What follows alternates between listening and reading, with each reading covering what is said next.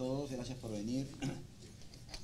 Gracias a los chicos que se han sumado a esta convocatoria, a esta conversa.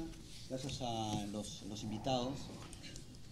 Como ustedes saben, la Universidad de Lima tiene este espacio, que es todos los jueves, y que pretende ser un momento de reflexión, de intercambio de ideas, tal vez de discusión, obviamente, con las debidas restricciones, para pensar sobre temas, para tratar temas que tienen que ver con la vida peruana, ¿no? Temas importantes. Fíjense, hoy día el tema trata el de la delincuencia, la criminalidad, que es el tema número uno, lo que más le preocupa a los peruanos, lo que más les inquieta es solucionar este tema. Y también tiene que ver con el tratamiento que le dan los medios de comunicación a este tema, ¿no? Todos prendemos la televisión, vemos un noticiero y a veces nos quedamos espantados, ¿no? Hay imágenes que parecen de ficción. Pareciera que la capacidad de asombro se renueva cada día, ¿no? Y eso porque los noticieros han tomado un rumbo que alguno diría es el signo de los tiempos, pero justamente de eso vamos a hablar y sobre eso vamos a conversar en esta mañana tarde. Tenemos 4 destacados personajes que han participado de ambos lados de los temas propuestos, ¿no? Del lado de la seguridad ciudadana, de combatir contra la delincuencia y del lado de la información. En primer lugar, quiero presentar al ex ministro del Interior, el general Remigio Hernani, está con nosotros, está ahí al extremo. Él obviamente ha tenido un papel importante en la policía, ha tenido una serie de cargos, voy a mencionar solamente algunos. Él ha sido director de la DIDINCLI del 2002 al 2003. Su tema principal es el de la seguridad ciudadana. Él toda la vida se ha dedicado a eso y hoy día va a compartir con nosotros sus experiencias y sus propuestas para lo que todos queremos, ¿no? Una ciudad más tranquila. Yo les pido que lo recibamos con un aplauso y de esa manera le agradecemos su presencia. También está con nosotros, acá a mi izquierda, Carlos Paredes. Él es un periodista, un destacado periodista. En la actualidad es director de 90 Segundos, el noticiero, un noticiero emblemático de la televisión peruana. Hace muchos años que está 90 Segundos. Y él tiene, bueno, la verdad que tiene una trayectoria que a mí me da mucha vergüenza, digo, porque yo tendría que tener algo así parecido, ¿no? Tiene maestrías, especializaciones, ha estado en México, es director de una casa productora, 2 Media Pro, que trabaja con Discovery Channel, por ejemplo. Ha trabajado en RPP, me contaba que está trabajando también en Etiqueta Negra, trabajó en Panamericana, en Andina, ha sido profesor universitario en México. Carlos sabe un montón sobre el tema, está haciendo un noticiero y obviamente nos va a contar la historia desde adentro, ¿no? Yo también les pido por favor que le demos un aplauso como reconocimiento a este tiempo que nos brinda. Acá a mi derecha tengo a Pedro Ortiz, que también es periodista, es egresado de esta universidad. Veo en su hoja de vida que él al mes de egresar ya estaba trabajando en el comercio y hasta ahora está trabajando, lo que indica evidentemente su nivel profesional, ¿no? Él, entre las también muchas cosas que ha hecho, él ha trabajado en las secciones deporte, en la sección deporte, en la sección Lima. Actualmente es editor adjunto de la Mesa Central de Redacción y ha ganado en 1994 el premio CIP por un reportaje sobre desplazados por la violencia terrorista, ya lo dije, en 1994. Además es profesor de redacción, flamante profesor de redacción de acá de la Facultad de Comunicación. Les pido un aplauso también al profesor Pedro Ortiz.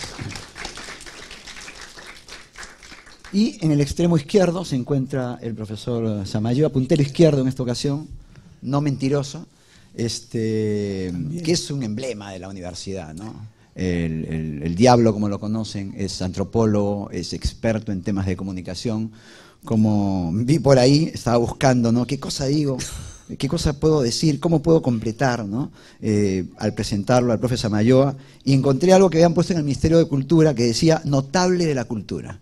Y yo dije, es cierto, el profe es una constante fuente de información, fuente de consulta y fuente de análisis, y por supuesto que está con nosotros, porque queremos que al final él nos cuente, nos diga, nos dé sus impresiones, y que nos vayamos pensando y seguramente también con la idea de que todos podemos hacer, incluso como televidentes, algo para cambiar el actual estado de cosas. Yo quería empezar con una historia real que me la contó el Chema Salcedo, José María Salcedo, periodista de Radioprogramas del Perú. Cuenta el Chema que un día sale de Radioprogramas, para un taxi en San Isidro y le dice, lléveme a Miraflores. Y el taxista se para, efectivamente, se sienta, acomoda el retrovisor, el chofer, y le dice, ah, yo lo conozco, usted es José María Salcedo. Y el Chema le dice, sí, pues, el tipo es conocido, hace un programa de televisión, de radio, hace muchos años que está en los medios, y no era sorpresivo que le digan que lo conocían. Pero acá viene algo más interesante, el tipo le dice, y usted también me conoce. El Chema lo mira bien, le mira la cara al chofer y dice, bueno, discúlpeme, pero no lo recuerdo. Pero ¿cómo no se va a acordar de mí? Yo durante, ¿qué habrá sido? Pues un mes ha estado hablando de mí. El Chema dice, bueno, disculpa, pero no me acuerdo de usted. ¿Sabe quién soy yo? Le dice, ¿quién eres? El taxista violador. Entonces el Chema, ¿qué cosa hizo? Como correspondía, ¿no? Se acomodó. Muy bien. No podía ser de otra manera, uno nunca sabe. Y el Chema es mayor, pero también, ¿no? La vida toma un curso a veces que uno siempre hay que cuidarse, ¿no? Y le cuento esta historia que me parece alucinante y con esto quiero patear la pelota, ¿no? Le dice, y un día salgo de mi casa, le dice el taxista violador, esto lo voy a poner entre comillas, y sube una señora y me dice, lléveme a Chorrillos. Entonces yo la subo, ¿cuánto me cobra? Tanto. Y él ve en el tablero que no se cierra la puerta. Señora, por favor, ¿puede cerrar la puerta? Y la señora le dice, es que, discúlpeme, estoy nerviosa porque no sé si he escuchado la radio, los medios, hay un taxista violador. Señora, le dice, ya habían entrado a la vía expresa. Imagínese, mire, ¿cómo podría violarle? Imagínese, estamos en la vía expresa, no sé, ¿no? No me imagino cómo se puede violar. Y la señora, no, pero es que dice que el señor tiene un desarmador y con el desarmador empieza a amenazar. Y el tipo, bueno, con muy mala suerte, tenía un desarmador. Dice, señora, pero mire, acá hay un desarmador, le dice, y cuando le muestra el desarmador, la señora entra en pánico. Abre la puerta y se quiere tirar. El tipo, que era un buen tipo realmente, para el carro, la señora sale y empieza a gritar, el taxista violador. Viene la gente, entre todos le hacen un bullying terrible y llaman a la policía y lo meten preso. A los 4 meses, esta es la historia que le cuenta el taxista al Chema, a los 4 meses lo dejan libre por falta de pruebas. La esposa lo abandonó. Todos los medios de comunicación lo sacaron durante ese tiempo como el taxista violador. A los hijos lo botaron del colegio, porque claro, le hacían bullying, ¿no? El hijo, el taxista violador, le hacían apanado. Y el tipo no había violado a nadie ni había pensado. Y lo que pregunta el Chema, me lo pregunto porque es parte también de la interrogante que se plantea esta mañana, ¿el periodismo le hace el juego a la delincuencia? ¿El periodista cuando tiene una noticia la exagera para vender, para tener rating? Carlos. Gracias. Gracias a ustedes por estar esta mañana compartiendo ideas con nosotros, que somos un poquito los hermanos mayores en el periodismo. Te diría que en un país que es el más violador de América del Sur, la tasa de violaciones en Perú es 22,4 por cada 100.000 habitantes, una cifra altísima, por supuesto, ¿no? Ni siquiera en esto que se llama la inseguridad, y la miden también por cada homicidios, por cada 100.000 habitantes, el Perú tiene apenas 12,4 según las últimas estadísticas. Con esa tasa de violación existe una sensación de que cualquiera puede ser un potencial violador, ¿no? Yo diría que en un país como el nuestro, donde desafortunadamente las instituciones no están funcionando, donde el Poder Judicial, en el mejor de los casos, es un conjunto de jueces ineptos, que no saben siquiera estudiar bien un caso y aplicar la ley correctamente, y en la mayoría de casos gente que lo único que va a hacer ahí es a hacer caja y resolver de acuerdo a cuánto dinero le ponen al costado, donde, y no voy a referirme al general, pero donde la policía a veces tiene muchísimos problemas para investigar bien un caso con este tema de las 24 horas, donde no hay los elementos técnicos para hacer las pruebas científicas adecuadas y poder realmente acusar a una persona con los elementos objetivos y técnicos necesarios, a veces la gente recurre a los medios como la última instancia, ¿no?, para encontrar justicia. Y lo que encuentran los medios, y lo digo en tono de autocrítica, también es un juicio mediático, paralelo, ¿no? La mayoría de medios no respetamos ese presupuesto mínimo de una sociedad medianamente democrática y civilizada, que es la presunción de inocencia, ¿no? Es decir, todos somos inocentes mientras judicial y objetivamente no se nos muestre lo contrario.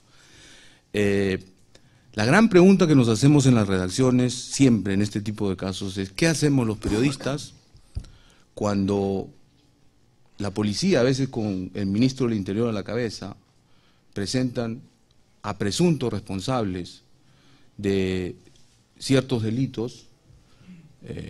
Ayer mismo ha habido 2 presentaciones, toda la semana hay presentaciones, y nosotros damos por hecho que estos señores son absolutamente responsables de los crímenes espantosos que se le achacan, ¿no?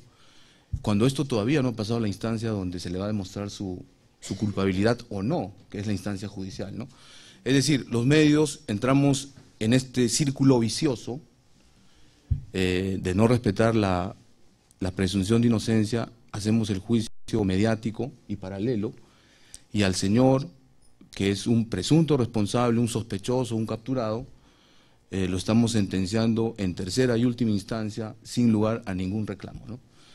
Quizá después de algunos meses, como le pasó al taxista, la justicia lo va a absolver por falta de pruebas o por lo que sea, y ningún medio probablemente va a decir o va a publicar una sola línea que el señor es un inocente y que hubo un error judicial o un error policial, un conjunto de errores que le arruinaron la vida.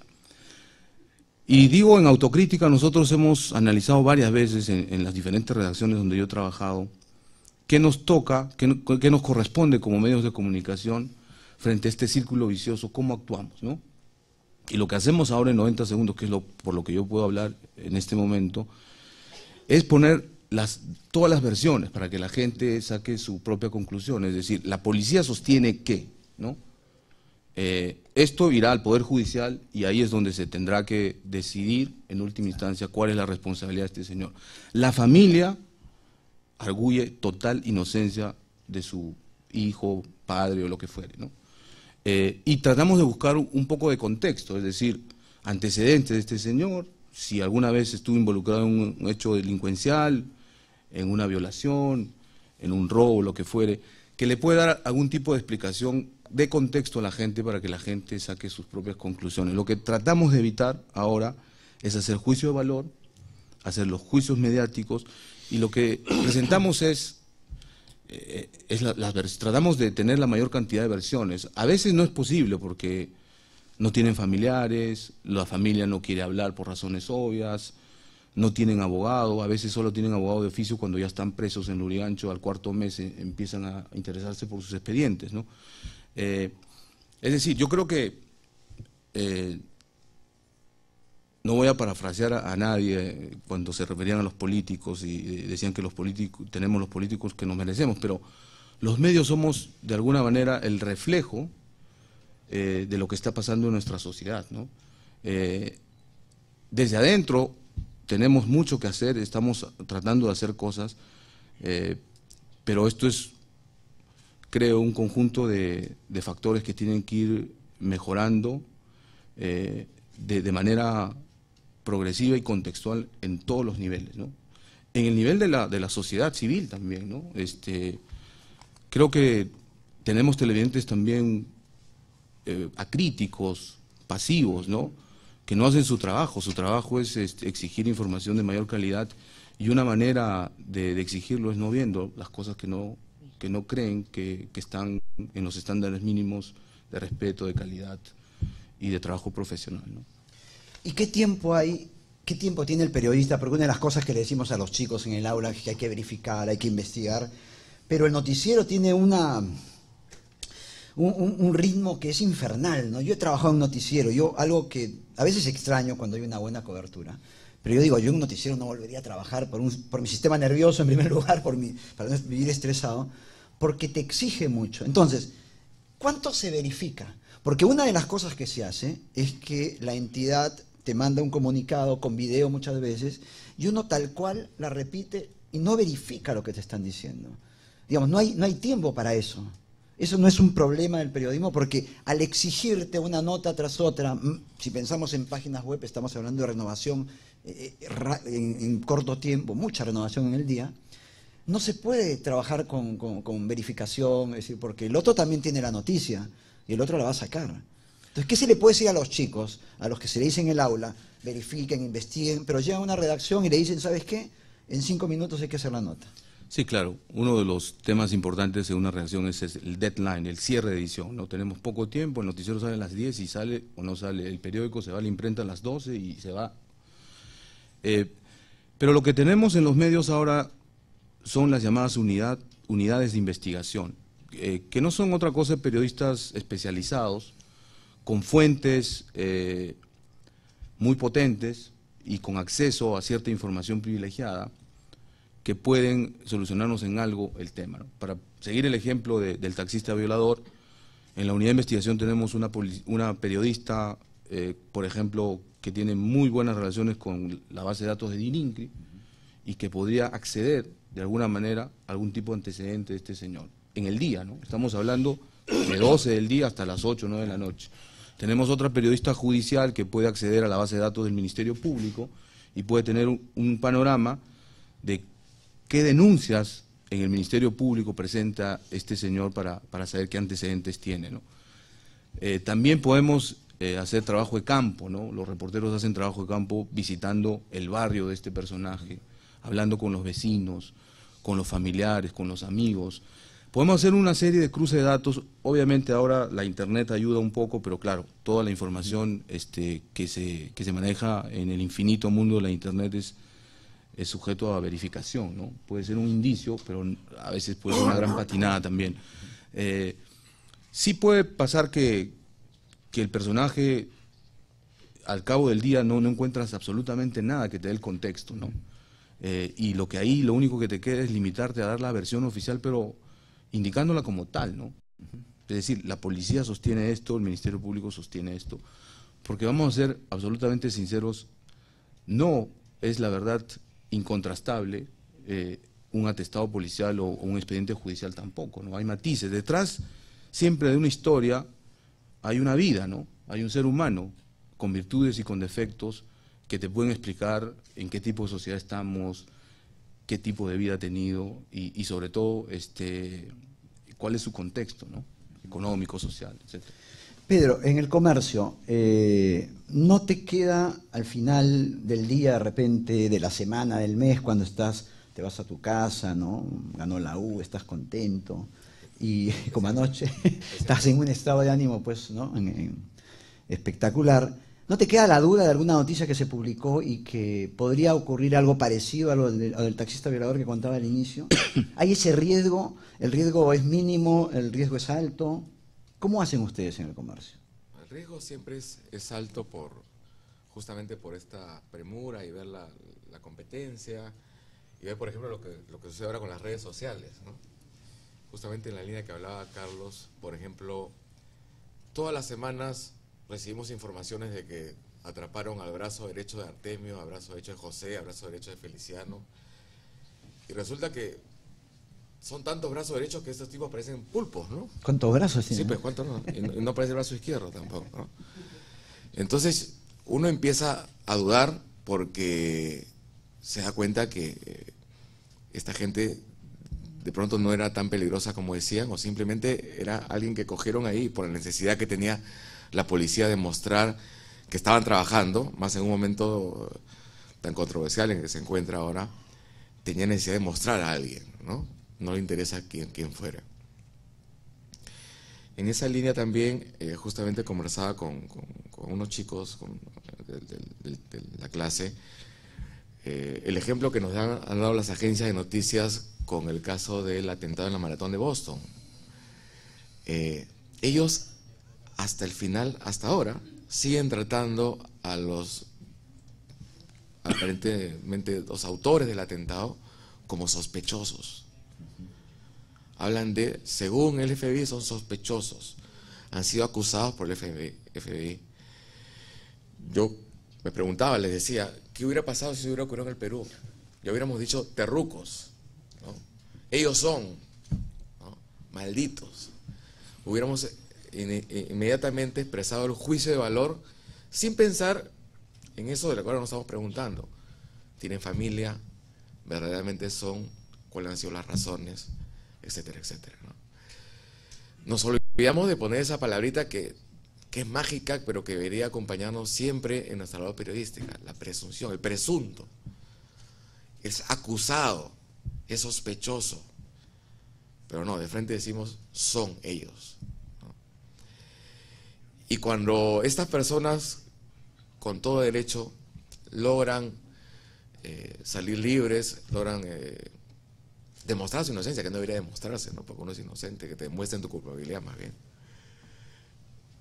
Las rectificaciones, si es que se publican, porque no todos los medios publican rectificaciones, aparecen pues escondiditas en alguna página interior o en una respuesta mínima en una carta que ha sido glosada, etcétera, etcétera, ¿no? Por eso yo creo que aquí hay un problema de responsabilidad de parte de nosotros, ¿no?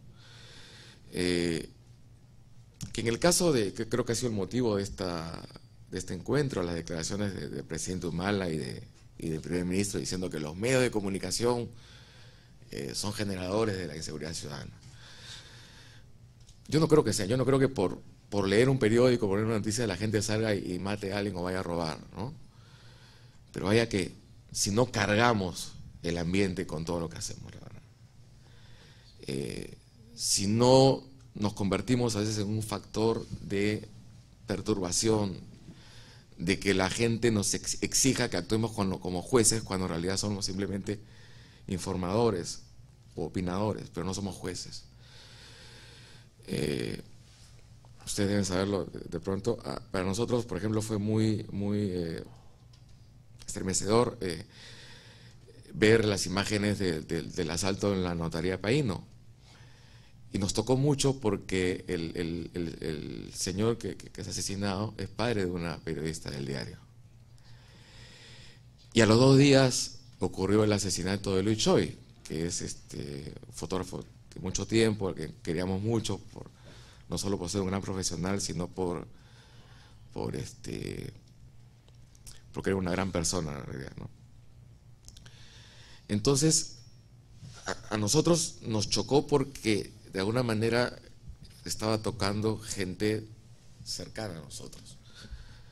Pero ¿qué pasa cuando vemos todos los días una imagen de un asesinato a las 7 de la mañana, a las 8 de la mañana, al mediodía, ¿no? Es un XX.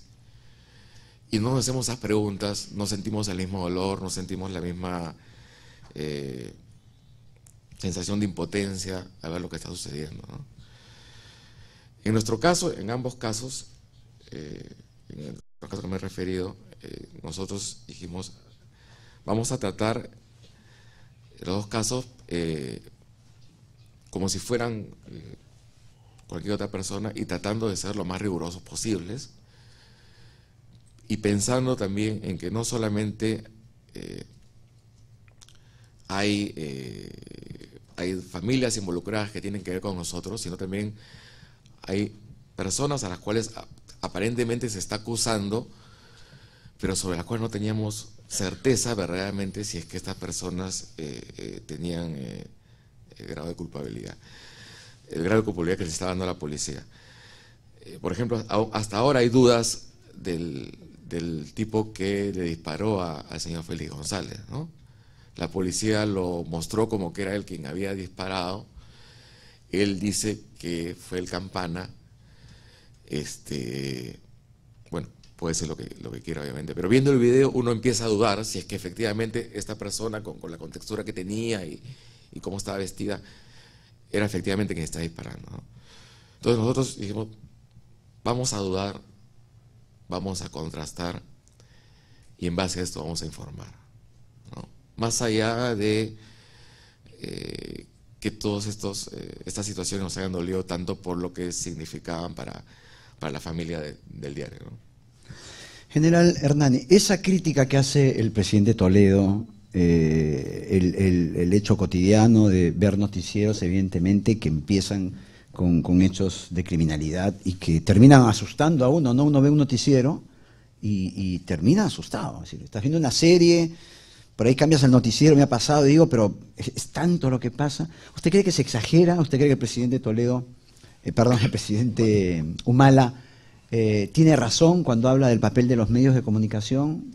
Bueno, mire, en principio, muchísimas gracias por la invitación para poder dar alguna experiencia respecto de lo que he vivido yo con el periodismo. El periodismo tiene que informar, pero debe informar objetivamente, o sea, hacer la contrastación necesaria para evitar y caer en esos facilismos y hacer acusaciones que van contra los derechos humanos. Muchas veces la policía, por ejemplo, en este momento ya tiene buen tiempo, como 2 años, ustedes se darán cuenta que tienen una cafarena aparentemente color negra y una camisa blanca. Eso es un cuello de plástico para que no agachen la cabeza, porque ellos quieren presentarlos ante la prensa en general. Yo nunca he presentado porque yo respeto los derechos humanos. Yo he hecho siempre lo que es la pasarela. O sea, yo los conduzco al Poder Judicial y el periodismo está fuera de la DIRINCRI. Si quiere filmarlo, lo filma, para que lo conozcan. Pero yo no lo presento así acá, sentado así. General, ahí me gustaría, porque yo tengo una duda y algo que me parece que tampoco contribuye de parte de las autoridades a un clima, digamos, más sano. Ese traslado o ese traslado del presunto o del criminal, ¿no? No podría hacerse. Yo siempre veo que sale y trasladan a alguien, ¿no? Pienso en Magali Medina. Y toda la prensa es un mercado persa realmente, toda la gente que se tira, pone el micrófono, se caen. Y no pueden meter el carro y sacarla a Magali por otro lado. Claro, es como que con eso la policía contribuye a este clima, digamos, de espectáculo, ¿no? ¿Qué pasa? Los medios de prensa exigen fotografías, exigen, porque hay un círculo de periodistas en la DIRINCRI, que son como 60 periodistas que forman ese círculo. Tienen una directiva, olvídese, hay ceremonias y una serie de cosas. Entonces esa gente... ¿Y tienen poder entonces? Tienen poder, por supuesto que tienen poder. Y esa gente, bueno, gran parte son gente objetiva. Todos los medios tienen acreditados ahí. Entonces, ellos quieren tener fotografías. Pero, ¿qué dice la ley? Mientras que usted no pueda decir que este es un asesino porque el Poder Judicial lo condenó en todas las instancias, no puede presentarlo como tal. Entonces, si hay una exigencia de parte de la policía, de parte del periodismo, esa conducción elude el tema de responsabilidad contra los derechos humanos, hasta cierto punto. Ahora, que entren al sótano y lo saquen, también genera, igual los periodistas se golpean con las cámaras, olvídese, se arma un pelotón ahí en la DIRINCRI, en ese parquecito que usted conoce. O sea, salir por ahí sería también otro problema, porque todos quieren imágenes, y todos ponen el micrófono y ponen la cámara, y muchas veces se rompen la cabeza entre ellos, ¿no? Sí, sí. Porque la cámara es contundente, pues lo tienen en el hombro y ¡pum!, golpean, ¿no? Entonces, esa era la mejor forma, pero el flagrante abuso de autoridad, y que va contra los derechos humanos, evidentemente, es presentarlos así como los presentan actualmente, con 2 policías al costado, para dar la impresión ante el público de la efectividad que tiene la policía, claro, y que meter miedo con los 2 armados del SWAT que están a los costados. Y digamos que hay policías que son más mediáticos que otros, ¿no? Les gusta, claro, salir en pantalla. Pero a ellos los ponen a propósito. Bueno, justificado estaba de repente cuando estaba Ketín y Vidal en la Incoti y presentaban a los terroristas. Claro. Lo presentaban con terno, con lentes, ¿se acuerdan? Tenían que justificar porque ellos daban arengas, claro, y gritaban, o sea, no se quedaban. Claro. Muy pocos eran calmados al momento de presentarlo. En ese momento estaban suspendidas las garantías y podían presentarlo. Ahora no, pues, ahora no se puede presentar como se están presentando. Lo que se debe hacer es una conferencia de prensa con fotografías y esa pasarela, bueno, Lo pueden hacer y es pasable, no tiene ningún problema. Ahí no hay tanto abuso, como dicen. Podría ser que haya algo de abuso. Pero, por lo general, no se puede pelear con la prensa. El jefe de la Irinque que se pelea con la prensa, no dura. Le van a encontrar su... Pero eso es, digamos, eso preocupa, Entonces tienen ¿no? que darle tienen que ser un poco flexibles en eso. Claro. Quieren fotografías, quieren filmar algo. Algo se le tiene que dar. Claro, pero lo esencial es dar una conferencia de prensa sentado y explicar los pormenores por qué esta persona es presunto, no autora, presunto Claro. por estas razones, tales y tales razones. Entonces el periodista puede preguntar al respecto, puede hablar. Hay periodistas que no quieren, porque también eso sí son, pues, buscan titulares nada más, aunque sea mienten, desvirtúan, califican, pero hay medios que son serios y que dan la noticia objetivamente, ¿no? Pero cuando usted dice que el jefe policial que no está bien con la prensa no dura, también está dando una imagen de repente demasiada concesión a la prensa, ¿no? Es decir, yo digamos, jefe policial, me dedico a agarrar o a hacer mi trabajo, claro, me llevo bien con yo sé que lo que usted dice es cierto, ojo, pero no está mal eso. Pero vivimos en este medio, entonces yo como jefe de Irinque tengo que llamar a los directivos y hacer una reunión con ellos para ponerme de acuerdo. ¿Cuáles son sus motivaciones? ¿Qué es lo que quieren? ¿Qué exigen de mí? ¿Qué esperan de mí? Soy el nuevo jefe de la Irinque y lo inteligente es reunirme con ellos para saber dónde estoy pisando, ¿no? Claro. Y lógicamente que si es así me voy a llevar bien. Eso no quiere decir que dé concesiones y atropellos y cosas, no, de ninguna O manera. será de acuerdo al jefe también, Y- habrán quienes lo hacen. Y lógicamente, darles una exclusiva muy rara vez, porque el otro se pone celoso y voy a pelear con el otro, Claro. ¿no? Entonces tiene que ser algo consensuado, pero sin atropellar y sin abusar, pues. Los derechos del periodista también tienen que no pueden colisionar con los derechos de la policía. Entonces tenemos que llevarlo irregular, eso, conversar con ellos. Y así se lleva la fiesta en paz, tranquilo, sin problema. Entonces, y hay respeto.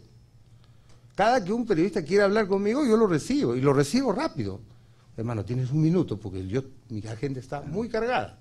1 o 2 minutos y conversamos. Entonces, de repente quiere hablar 20 segundos, 30 segundos. Y si no lo atiendo, también es una falta de cortesía, ¿no? Entonces, hay que llevarnos bien. Y por eso es que yo no tengo problemas con los periodistas. Siempre estoy con ellos y converso con ellos y no miento, esencialmente, no miento. Porque si el periodista me encuentra que estoy mintiendo, entonces ahí van a haber problemas, van a haber dudas. También hay de los mentirosos que sacan noticias y ponen palabras en boca de uno que no es cierto. Muchas veces yo he hecho rectificaciones en la prensa. Se llevan de cosas y me sacan, pero yo cada vez que me sacan algo, yo pido rectificación y me la consigo. Hasta Hildebrand me la ha conseguido.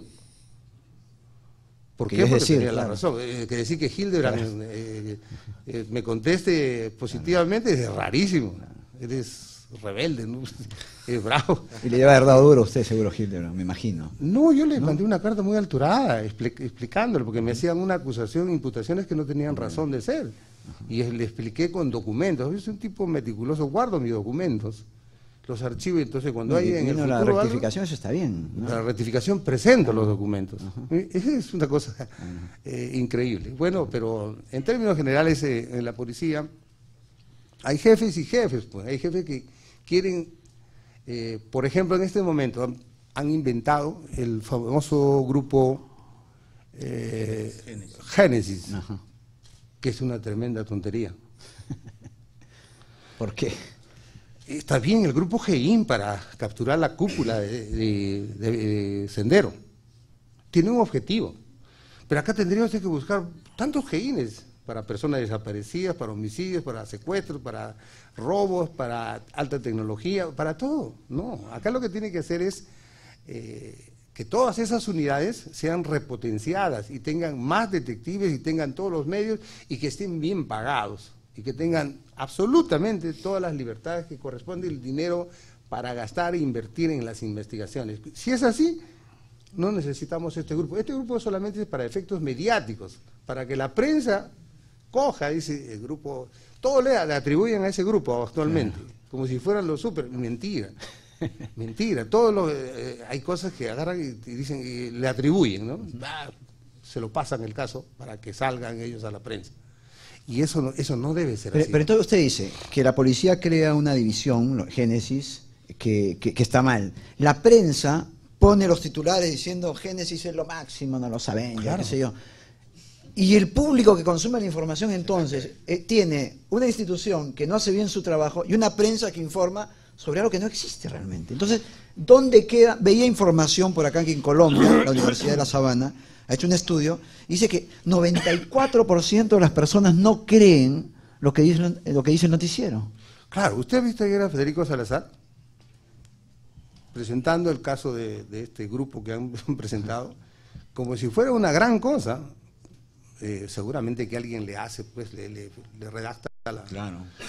y él lo que hace es repetir, ¿no? Entonces, No creo alaba en el al caso de grupo. Federico, pero Pero sí, lo ha hecho hay- ayer ampliamente, como si fueran los héroes, y no es cierto.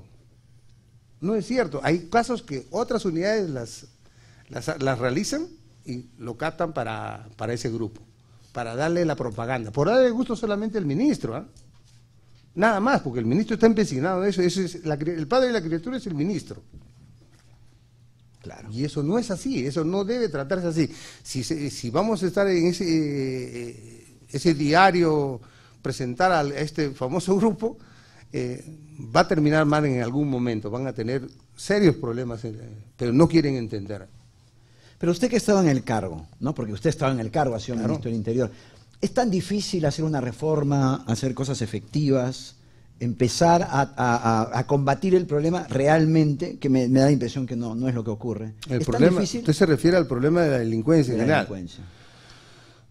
Bueno, hay una parte que iba a exponer yo, que Sí, ahora sí. hay que hacerla y ahí ampliamente voy a referirme al caso. Es más que todo es dinero, decisión y conocimiento.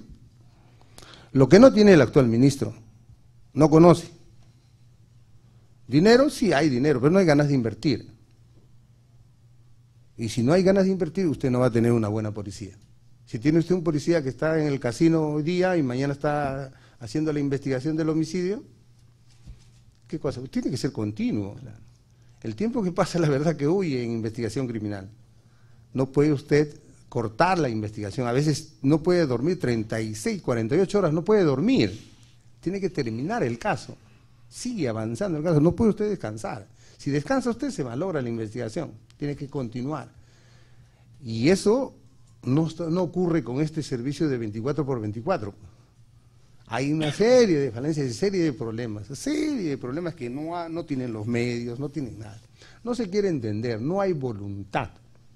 El día que haya voluntad tiene que haber la inversión correspondiente. Y si no, vamos a estar como Río de Janeiro, vamos a estar como México. Bueno, y hay maras en el Perú. Terrible, va a ser terrible si continuamos de esta manera y engañando a los que se quieren dejar engañar y le siguen el juego. Le dicen este grupo que han formado, que no es la solución es integral. No se puede buscar un grupo para hacer esto, eso no se trata de Sendero Luminoso o del MRTA, se trata de múltiples delitos. Entonces tendríamos que buscar un GEIN para acá o un grupo Claro, es para imposible, cada delito, claro. no pues, eso tiene que ser generalizado y tiene que ser estudiado y la gente debe tener todos los medios, debe estar bien pagado y debe estar bien incentivado. Cuando eso ocurre, el éxito está asegurado, pero no se quiere entender ni se quiere invertir. Verá usted, el presidente de la República se reunió con todas las autoridades 2 veces y después abandonó. Estas cosas no pueden ocurrir. Si el presidente hace eso, olvídese. Puso unos ministros de Interior que a cada cual mejor, ¿no? Cada vez. Diablo, de taxistas violadores a Génesis. ¿Qué reflexión haces de toda esta primera parte? ¿Cómo se llama el conversatorio? ¿Cómo se llama? El papel, Es el papel del periodismo en la delincuencia. le hace el juego al periodismo a A la la delincuencia. delincuencia. Sí. Es interesante cómo estamos hablando de cierto tipo de delincuentes, ¿no? Como si los delincuentes estuvieran circunscritos a asaltos, robos, violadores. Yo pensé que íbamos a hablar de los políticos. Ese es para el próximo jueves, creo que es eso. O sea, habría que aclarar, ¿no es cierto? Esos no son delincuentes, son políticos. Entonces, ahí, por ejemplo, tú puedes notar ya el sesgo, ¿no es cierto? O sea, el sesgo nuestro. Sí. ¿No? Estamos hablando de delincuentes y hablamos de ellos. No hablamos de la delincuencia del Perú. Estamos hablando de esta gente que roba, mata. Una variante, digamos, el delito común. El otro no. Ese es un tema interesante porque, digamos, esta relación que se establece entre prensa y medios de comunicación y sociedad es una relación viejísima, además está recontra tratada en la teoría de la comunicación. Hay un montón de paradigmas que tratan de encontrar cuál es exactamente esta relación, ¿no es cierto? Básicamente yo rescato 3 paradigmas. El hipodérmico, que creo que está en la cabeza del presidente de la República y de mucha otra gente, incluso de algunos profesores de la Universidad de Lima, que me parece que deberían actualizarse y modernizarse, de creer que efectivamente los medios de comunicación tienen un efecto inmediato sobre los sujetos. Entonces, si hay delincuencia es porque los medios pues levantan la delincuencia, este tipo de cosas, que no solamente es en delincuencia, también es en política. Yo tengo incluso una frase interesante que ha dicho el general, que la he copiado acá porque me parece, dice: los periodistas tienen poder, el jefe de la DININ cree que se pelee con la prensa no dura. Yo me pregunto, ¿de dónde nace ese poder? ¿Cuál es el poder realmente que tiene un periodista para sacar a un ministro? Yo creo que ahí hay una especie de ficción social, ¿no? Mao Zedong decía que los medios de comunicación eran tigres de papel. Tigres, que matan, pero papel, ¿no es cierto? Entonces es una figura bien interesante, sí, que creo que ahí es el poder de los medios, pero también en esta alianza perversa que hay entre autoridades y medios de comunicación, que la hemos notado. O sea, los medios necesitan, ¿cómo se llama? Sensacionalismo, necesitan vender, y los policías y las instituciones le dan a los periodistas ese sensacionalismo. Yo me acuerdo, por ejemplo, esta conferencia de prensa de un ministro del Interior sobre los pistacos. Sí. Era alucinante que alguien con grado de general que ha pasado por un instituto, eso pudiera pensar que realmente los pistacos hacen eso. Aparte que biológicamente es imposible que con unas velas tú le saques la grasa a una persona, eso no se puede hacer. Y él enseñaba las velas y enseñaba todo, y los periodistas que estaban ahí, ninguno era capaz de decirle: oiga, lo que usted está presentando es una estupidez, es una locura, eso no existe. Pues salió en la prensa. Lo sacaron al día siguiente. Entonces ahí es donde te das cuenta, o es una alianza de ignorantes, cosa que dudo, porque no ignora, o es una alianza perversa, que es lo que yo creo. Hay una alianza perversa. Son gente inteligente que sabe lo que hace. Saben lo que hace, por eso no. Entonces, la teoría hipodérmica hace rato que está volteada. Nadie cree que realmente... Y acá tú acabas de mencionar un dato que es interesante, que además se suman a 40.000 otros datos. 90% de la gente en Colombia no le cree a los medios.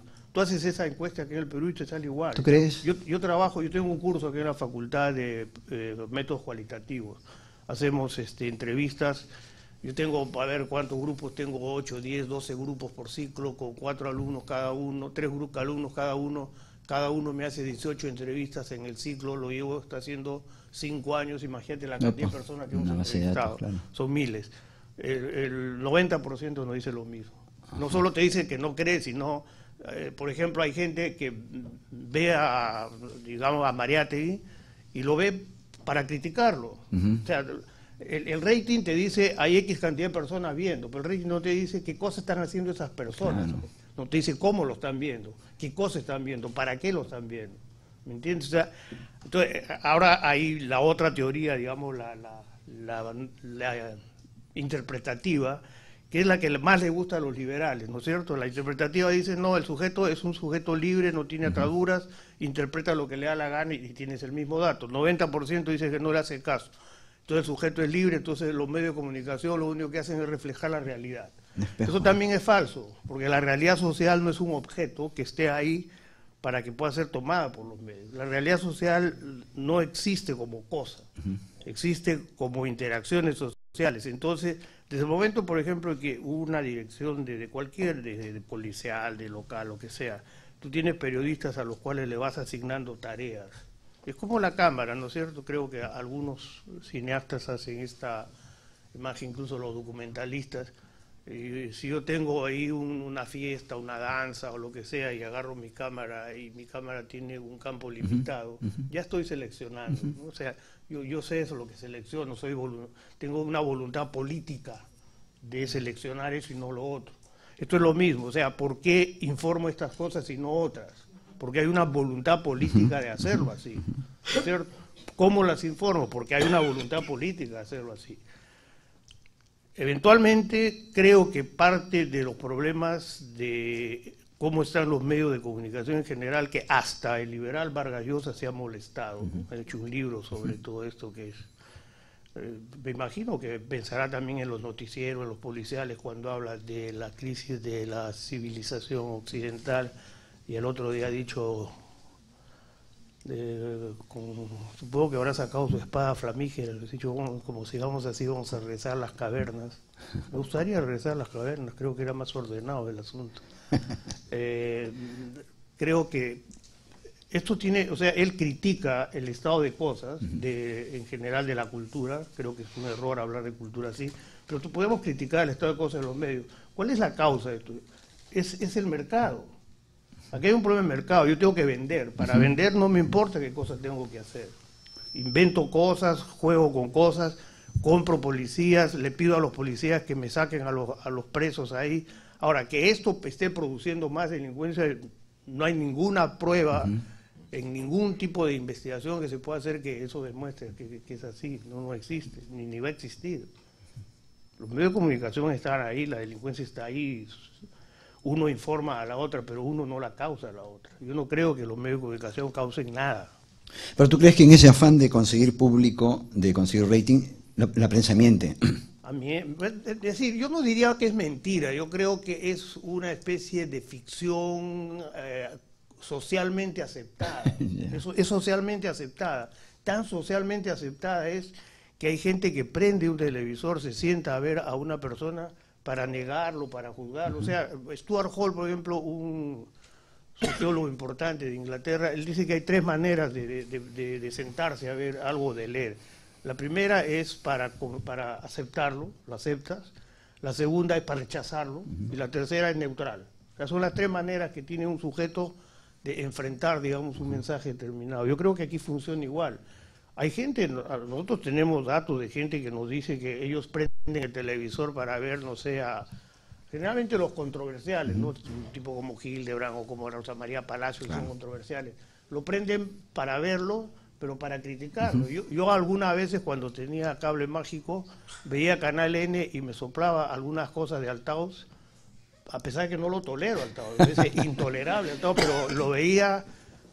Claro, mi gente me dice, tú tienes un afán masoquista, probablemente, ¿no? Pero yo en realidad sabía lo que él decía, sabía lo que venía y estaba escuchándolo para burlarme, para reírme o para mentar la madre. Pero le dabas rating. Necesitaba de repente un estímulo para mentar la madre, ¿no? Entonces, mucha gente hace eso. Claro. Entonces, no es que tú estás sentado o estás leyendo y estás asimilando pasivamente. Esa teoría, ese tipo de relación, hace rato que la teoría de la comunicación la dejó de lado. Ya el paradigma hipodérmico no funciona más. Y el que sigue creyendo en paradigma hipodérmico está, pues, me parece, 200 años atrás.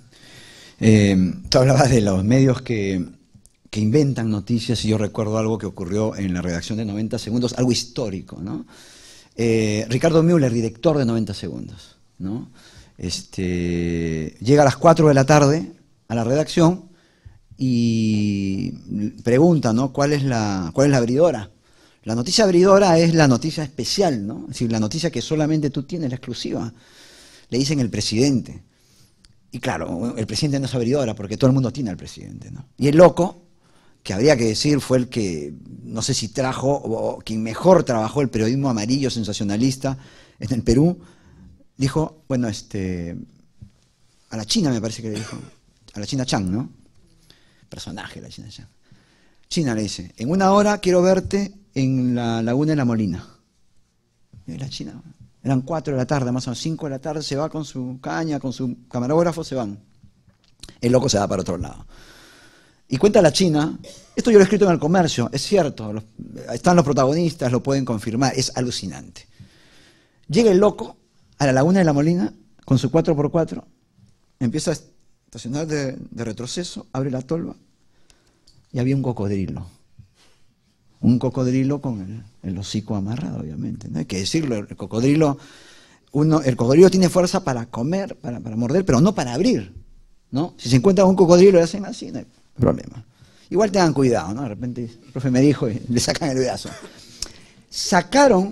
Lo desanudaron al cocodrilo y lo tiraron a la laguna y durante una semana, 90 segundos, lugar del que aprendí lo bueno y lo malo del periodismo, los medios titularon, empezando por Frecuencia Latina, con el cocodrilo, el monstruo, el Nessie, el monstruo de la Molina. Ahora, claro, eso es mucho, es poco, está permitido, lo que tú decías es como una sociedad maldita, no sé. Perversa. Perversa. Pero perversa, hay que entenderlo, la palabra no es mala, ¿no? La relación perversa es cuando se desvirtúa la forma, la manera social de hacerlo, ¿no? Es cuando hay una desviación. Eso es acá yo tengo, por ejemplo, Curran es un escritor, un analista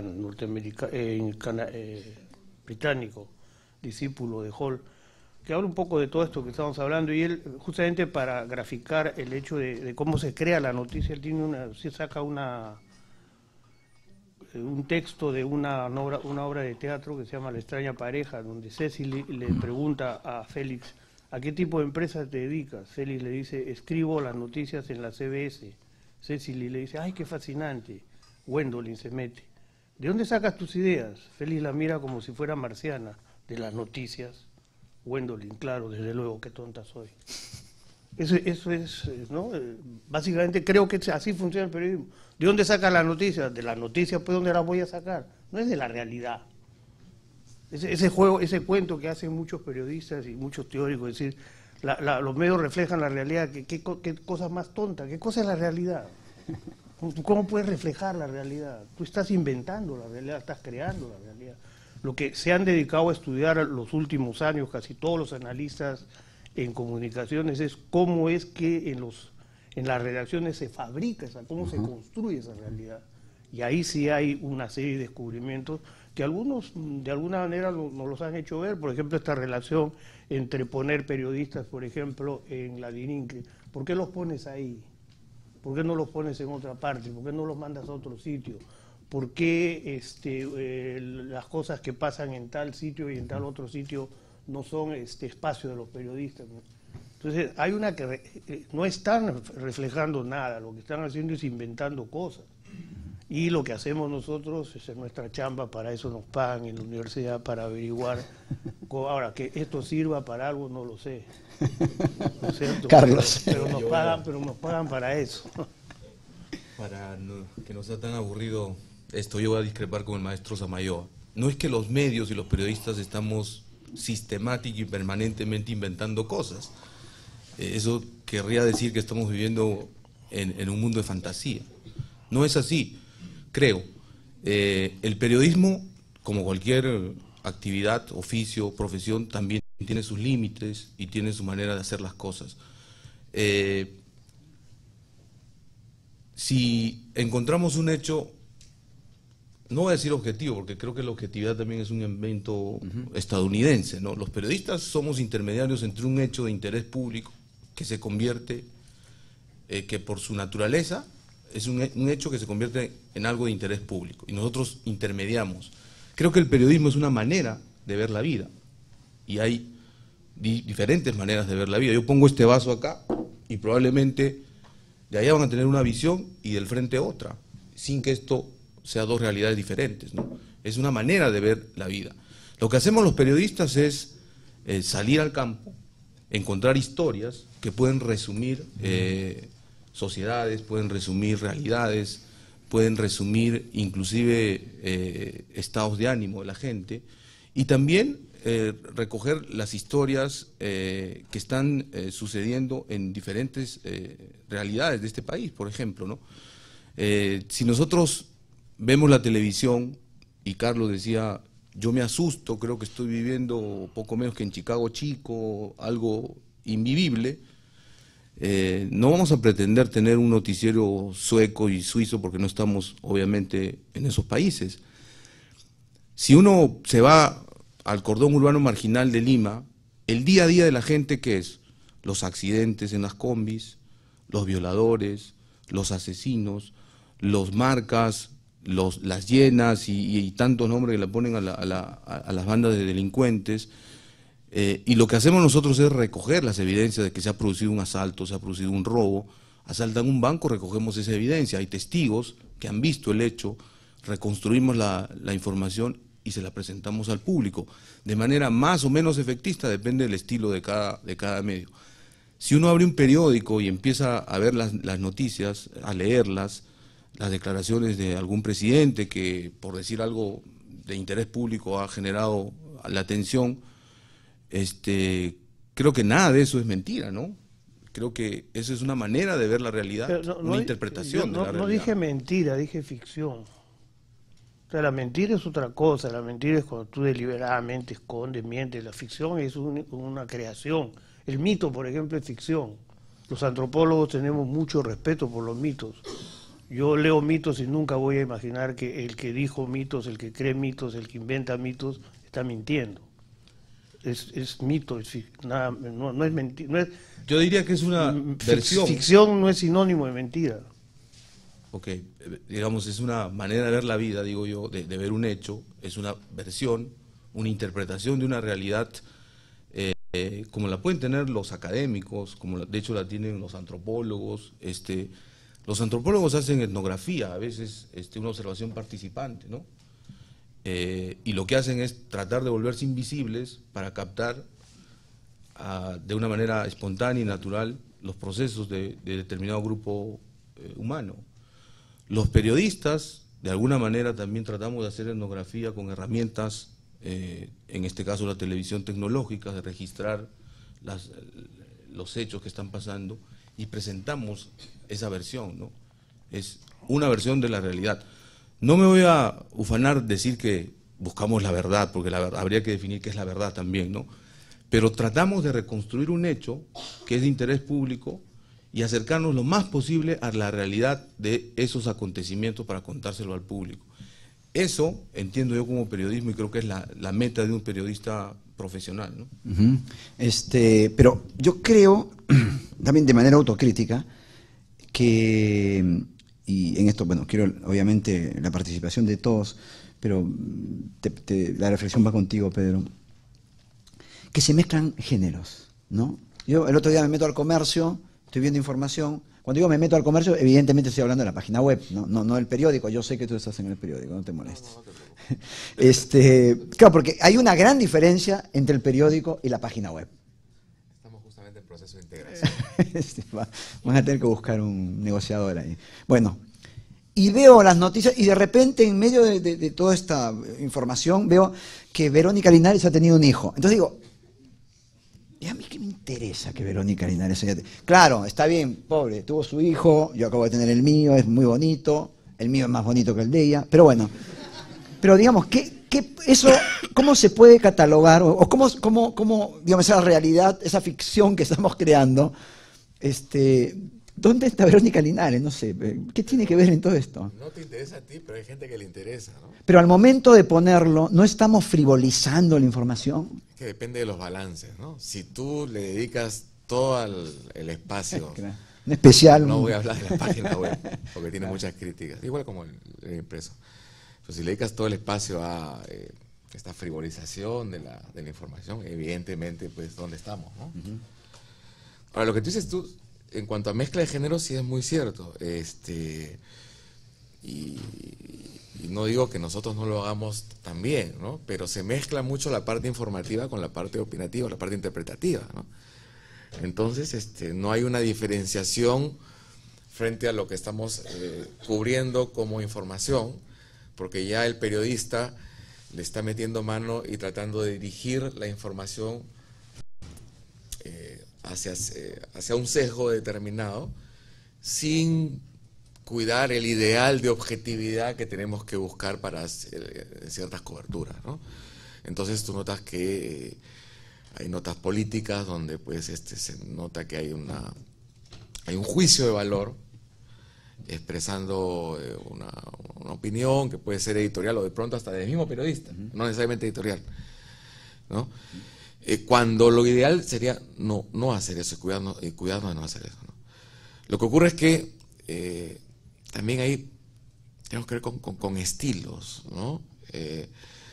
Hay periodismo, por ejemplo, nosotros lo que intentamos en las notas informativas es ser lo más puros posibles, ¿no? A veces no se puede hacer, pero eso es lo que intentamos. Pero tú entras, por ejemplo, a la página del País de España, que es un gran periódico desde mi punto de vista, y notas pues que las notas informativas tienen otro tratamiento, y ya hay expresado el juicio de valor, está expresada la línea editorial del diario, pero de una manera muy cargada, ¿no? Entonces, en el afán, por un lado, de ser de pronto muy objetivo, entre comillas, y en el otro de hacer la noticia más atractiva, ¿no? De involucrar también al lector y de mostrar también tú como medio lo que estás pensando ya sobre determinados aspectos. Yo creo que ahí se comete un error. Me parece que debería estar muy separado lo que es la parte de opinión y lo que es la parte de información, ¿no? Yo sé que no veo todo el noticiero, lo veo, pero no veo todo el noticiero, pero he visto en alguna ocasión, y quiero saber cuál es el límite, que han puesto una nota de Bienvenida a la tarde, el combate, qué sé yo, se peleó la Carlota, no sé, con alguien. A veces sé que es inevitable poner esa información en un noticiero, pero la pregunta, digo, ¿qué pasa? Y ahí viene también, ¿no?, el manejo, ¿no? ¿Qué pasa cuando de repente te dicen, bueno, hay que poner a Peluchín en el noticiero? Hay un límite y dices, no, aguanta, mi límite es Peluchín, ¿no? Sí, mira, los académicos han acuñado una palabra, infoentretenimiento, ¿no? Esta mezcla de información que no tiene que ser aburrida, más tiene que ser entretenimiento. Entonces, ¿cuál es el límite entre la información y el entretenimiento? Si es lo mismo un programa como el que tú has citado, que es entretenimiento puro, ¿y cuál es el límite de un noticiario? Yo te voy a responder por 90 segundos. No, se nota que no ves todo el noticiero, pero nunca ponemos Bienvenida a la tarde ni Peluchín. Y no te voy a decir porque me estoy rasgando las vestiduras, porque es mi línea editorial, no. Porque yo estudio al target de mi público objetivo, y son señoras mayores de 48 años y adultos mayores de 40, que no les interesa ese tipo de información. Y cuando lo pongo bajo de rating, así que nunca más lo he vuelto a poner. Pero sí hay una discusión interesante sobre esto. ¿Qué es de interés público y qué es frivolidad? Y así como el profesor Samayoa decía, Vargas Llosa está criticando a la cultura occidental, diciendo que estamos en una degradación, habría que decir qué se entiende también por frivolidad, ¿no es cierto? ¿En qué país estamos situados, ¿no? Para nosotros, ¿qué es importante y qué es importante para el grueso de la gente? Creo que en general los periodistas no hacemos noticiarios para nosotros, para nuestros amigos o para nuestros alumnos universitarios, que no son el promedio de nuestros televidentes. Digo, felizmente ahora hay una cantidad increíble de canales de cable, de programación, de oferta periodística, de entretenimiento, con el infinito mundo de la internet, YouTube, etcétera. Ustedes más que nosotros pueden hablar de eso. Es decir, pueden conseguir exactamente lo que quieren. Ya no hay públicos masivos, por excelencia. Yo recuerdo cuando trabajaba en el Canal 5, en el programa Panorama a fines de los 90, el rating en los mejores momentos era 28 puntos. Ahora ni una final de mundial te da 28 puntos, ¿no? O sea, el domingo la gente tiene mayor variedad de oferta, no solo en su casa frente a la televisión, sino entretenimiento fuera. La oferta cultural está de a poco creciendo en el país, se van al teatro, se van al cine, prefieren estar con sus hijos fuera de la ciudad, etcétera. Ahora, si un programa dominical de estos estelares en el prime time tiene 10 puntos, tiene que estar súper contento. Han cambiado las cosas. Han cambiado muchísimo las cosas y creo que está bien, ¿no? Porque ya no hay públicos masivos por excelencia.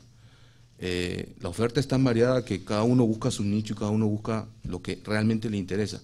Lo que sí sigue pasando es que la televisión abierta, que es gratuita, sigue siendo el medio masivo por excelencia, por lo menos en cuanto a la información.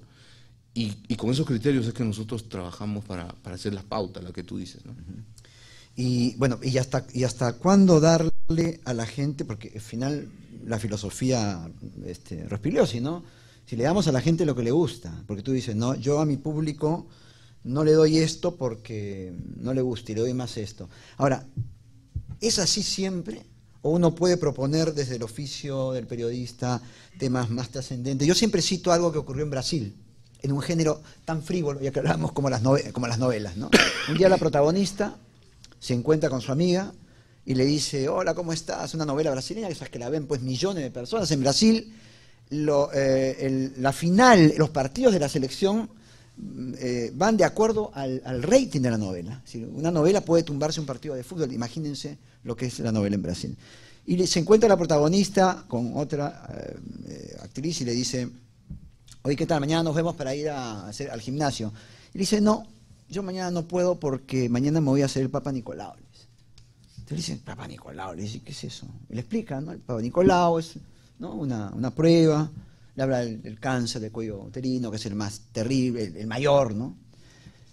Al día siguiente, en el estado donde había sido emitida esta novela, no había un hospital libre, todas las mujeres habían acudido a hacerse el Papa Nicolau. Entonces yo digo, a partir de esto, seguramente de manera ilusa, y si los medios de comunicación damos alguna cosita, algo, ayer escuchaba en radioprogramas una fantástica entrevista sobre meningitis, ¿no? Y si damos algo de sustancia, yo sé que a la gente, si mañana el Trome cambia su formato comercialmente, se va al demonio y eso no le gusta a la empresa. Pero ¿se puede dar algo más o crees que atenta contra la audiencia y todo eso? Que todo extremo es dañino en todo en la vida. Hay que buscar el equilibrio y se supone que para eso estamos los periodistas profesionales. Es decir, por nuestra formación nos arrogamos esa exclusividad de elegir por el público qué es importante o no para que el público tenga la información diaria y que pueda tomar decisiones en su vida sobre la base de esa información, es decir, información en lo posible que se acerque a la verdad de las cosas y oportuna para que sobre ellas puedan tomar decisiones en su vida.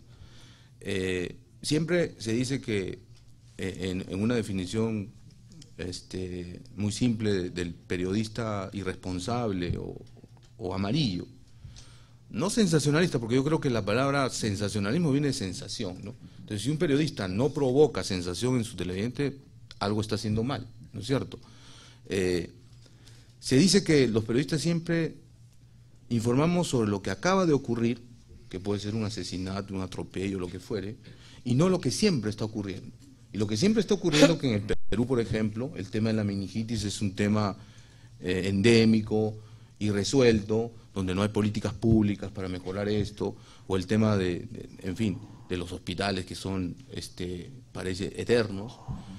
Siempre tratamos de hacer eso y buscamos lo que llamamos los informes especiales, las investigaciones exclusivas, tratamos de hacer a veces campañas para cambiar algo, ¿no? O sea, si al mes logramos cambiar algo en políticas públicas, por ejemplo, que un ministro voltee a ver algo, una necesidad, y que diga, sí, hay presupuesto, lo que decía el general, y lo que podemos conseguir es corrientes de lo que le llaman la opinión pública, porque eso habría que definirlo también, qué es opinión pública, que presionen. Landowski decía que la opinión pública existe cuando se la menciona. Exacto. Complicados son los académicos a veces. Y entonces... Que nos invitan, pues. Entonces sí, podemos generar corrientes de opinión pública para que desde los gobernantes cambien las políticas públicas o hagan algo, ¿no? Pero esa es una batalla casi de ajedrez, del día a día, que hay que asumirlas al mediano y largo plazo y de a pocos. O sea, los periodistas tampoco podemos cambiar una sociedad que en contexto tiene todas las taras que estamos comentando en esta mesa, ¿no?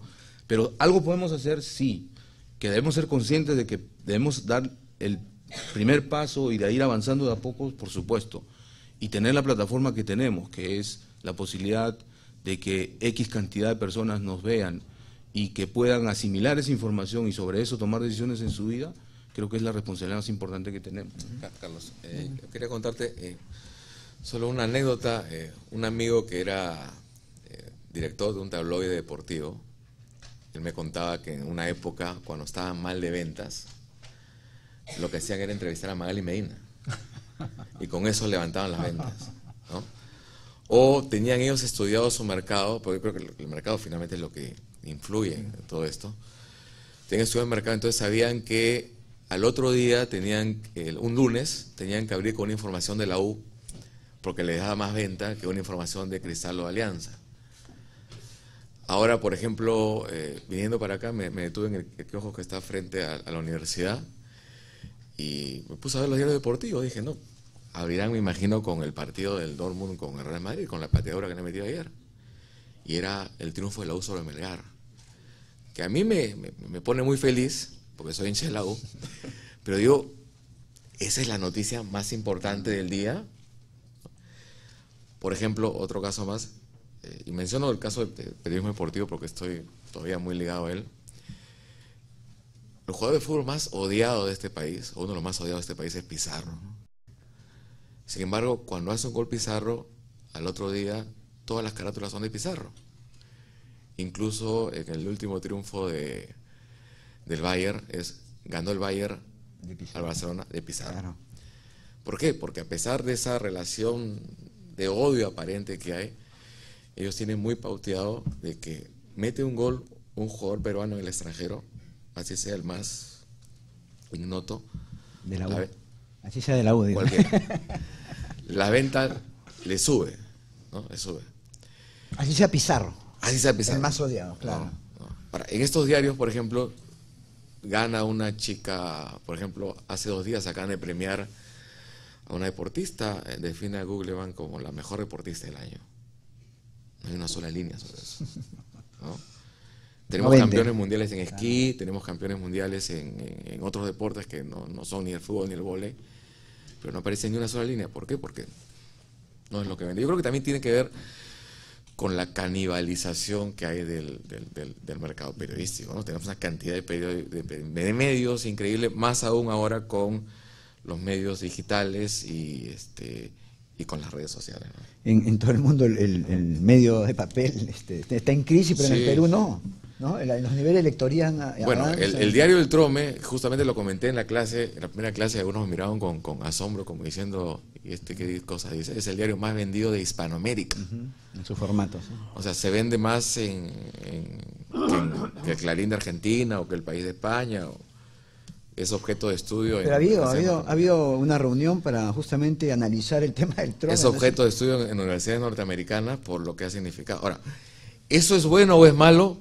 Eso ya es otra cosa, materia de otro estudio, ¿no? Pero el mercado definitivamente influye siempre. Nosotros mismos, digo, en el caso de nosotros, nuestros mayores lectores están en 5 distritos de Lima. O sea, es La Molina, Surco, Miraflores, San Borja, y por ahí Jesús María, Pueblo Libre, y listo. Y se acabó. El resto tenemos una lectoría muy marginal. Entonces, si bien intentamos informar sobre lo que nos parece noticioso para el país o para la ciudad, incluso para la ciudad, porque el Comercio es un diario que más se lee en Lima que a nivel nacional. No puedes olvidarte que te lees. No podemos olvidar que la gente de Miraflores, que la gente de Surco es la que va va a leer, va a comprar más el periódico. Y ahí tiene que ver, creo, con lo que dice César, ¿no? Que esta ficción de la realidad, ¿no? Que al final estamos reflejando solamente una parte de lo que ocurre y no ese ideal que supuestamente perseguimos los periodistas, que es reflejar todo lo que ocurre.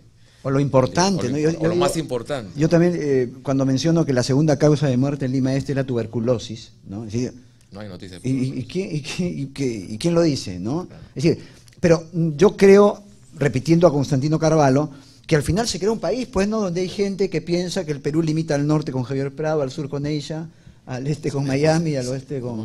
¿no? Es decir, porque están dando información solamente, lo que es terrible para un país que justamente, y un gobierno, y un país en realidad, que tiene la necesidad de incluir la palabra, de tocar el tema de inclusión como algo importante. Lo que estamos haciendo es, ¿no?, crear guetos. Sí, ¿no? yo lo digo como una autocrítica. No, es una realidad, sí, además. Es parte de la realidad y ahora, la tendencia en el periodismo también es ahora a la segmentación, ¿no? Hacia los públicos específicos, hacia el periodista convertido ya en una marca y no necesariamente como parte de una entidad corporativa, ¿no?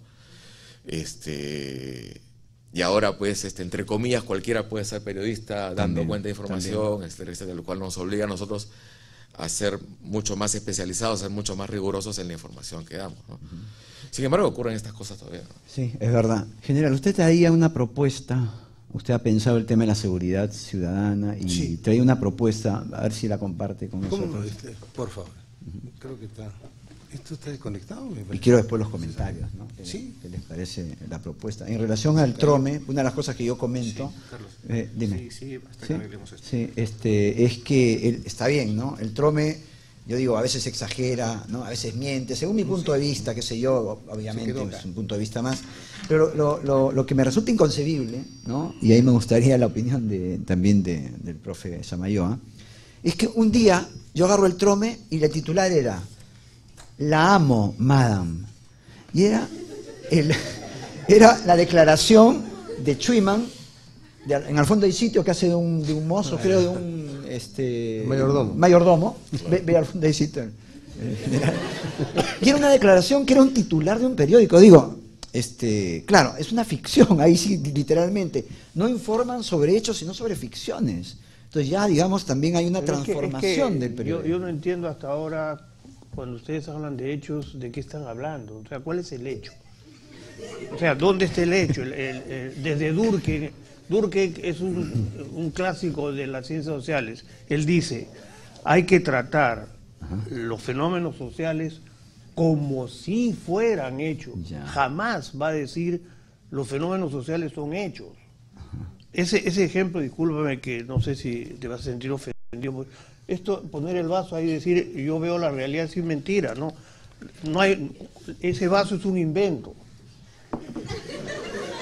Lo inventó el de la izquierda, lo inventó el de la derecha. No es que ahí, la realidad está ahí para que uno la capte de una manera y otro de otra, pero independientemente de los sujetos, la realidad está ahí. Es que el ser humano creó esa realidad. Pero se interpreta. ¿No? Pienso en la caverna de Platón, por ejemplo. Interpreta lo que tú has creado. Claro, pero en la caverna de Platón veían algo y era lo que ellos creían, pero no era lo que pasaba. Es que en el mito de la caverna. No hay lo que pasa. Por ejemplo, el tema dice, el ideal de un periodista es captar toda la realidad. No, eso es imposible, una barbaridad. ¿Cuál es toda la realidad? ¿Qué cosa es toda la realidad? Toda la realidad que empezó con el primer simio que se bajó del árbol hasta el hombre que está ahora. Esa es toda la realidad. Claro. Es una locura. O sea, tú te das cuenta que cuando decimos realidad social estamos hablando de una cosa muy específica. Y a mí me gusta mucho el concepto de un sociólogo norteamericano, se llama Berger. La realidad se construye socialmente. Se construye. No está ahí para que yo la interprete. La construyo, luego se la paso a las personas la objetivan y eso es lo que interpretan. Pero la construyo. No es que esté ahí. Ese es mi punto de vista y claro, hay los positivistas en las ciencias sociales que dicen independiente de Samayoa, la realidad está ahí. Yo no veo la realidad ahí. Yo creo que además, ¿por qué el periodismo se estudia como un género de la literatura? ¿O no?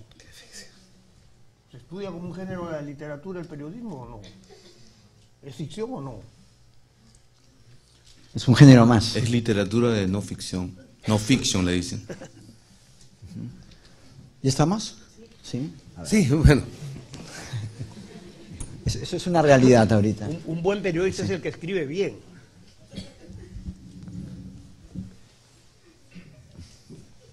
A ver, ¿quién? Cuéntenos, sí. Mire,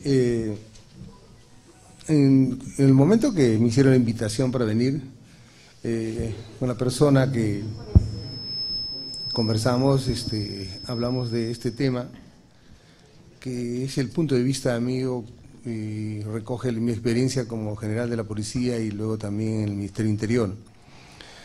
Y consecuentemente es una parte de lo que viene a ser la seguridad ciudadana en general. El Consejo Nacional de Seguridad Ciudadana tiene múltiples aristas, por decirle, ojalá que no me olvide de ninguno. Tiene a 5 ministros, el Premier, Ministro de Interior, Ministro de Salud, Ministro de Educación, y por ahí me olvido un ministro. La alcaldesa de Lima, tiene el director de la policía, tiene el director del INPE, tiene 2 representantes de los gobiernos regionales, 2 representantes de los gobiernos municipales provinciales. Bueno, por ahí se me puede escapar alguno más.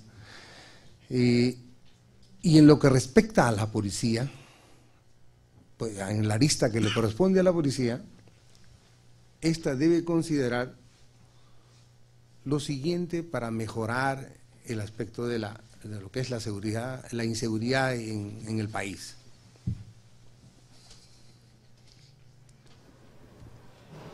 Y lo he resumido en 5 aspectos. El sector interior y la dirección de la Policía Nacional debe tener un liderazgo totalmente nítido, que se note, que ese liderazgo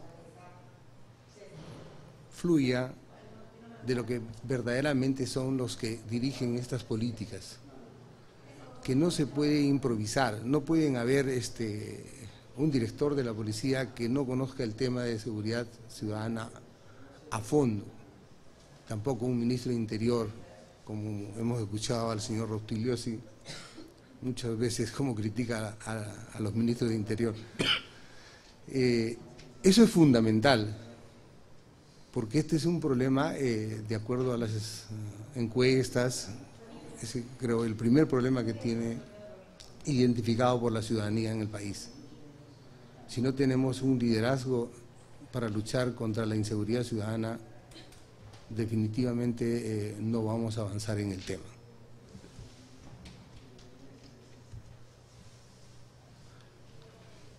Otro tema que desde el punto de vista de la policía que es fundamental es que tenemos a policías que están trabajando en las puertas de los casinos, en las puertas de restaurantes, como si fueran guachimanes para dirigir el tránsito de los comensales, cuidando, inclusive le dan propina en uno de esos restaurantes de 4 o 5 tenedores, le dan propina a la policía por haber cuidado el carro.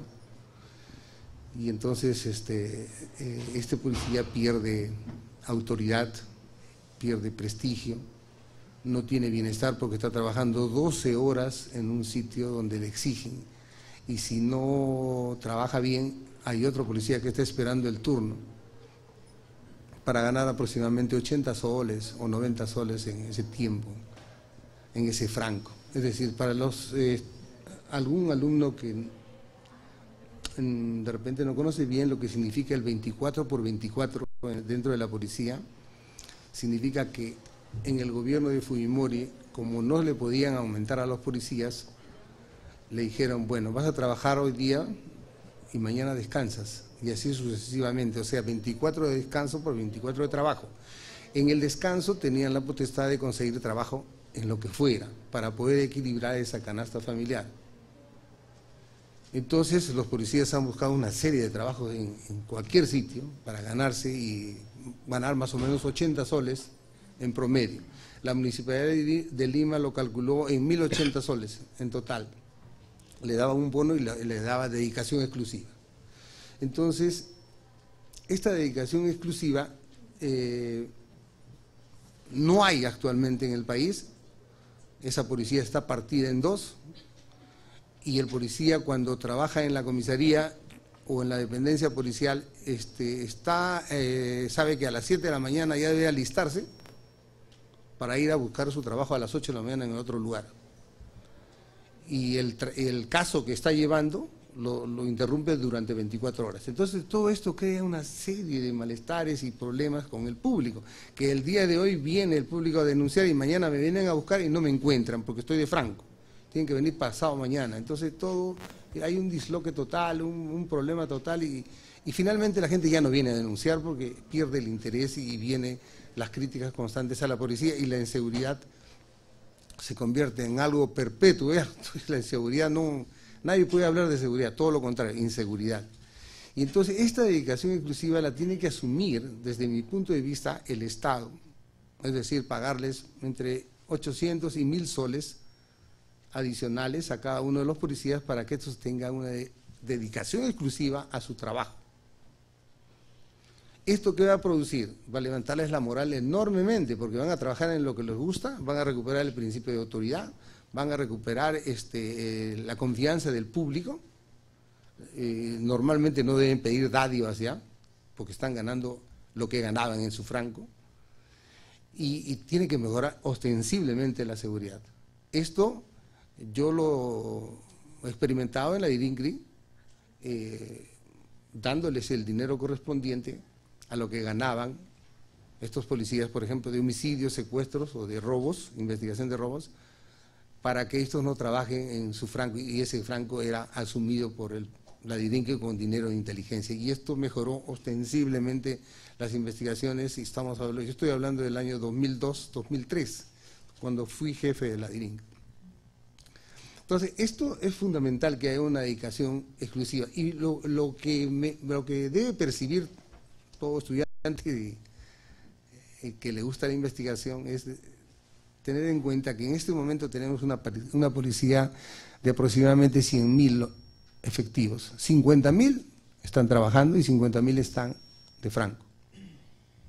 Esto quiere decir que si nosotros conseguimos la dedicación exclusiva, ya no tendríamos 50.000, sino 100.000 policías dedicados exclusivamente con bienestar, con lo que corresponde.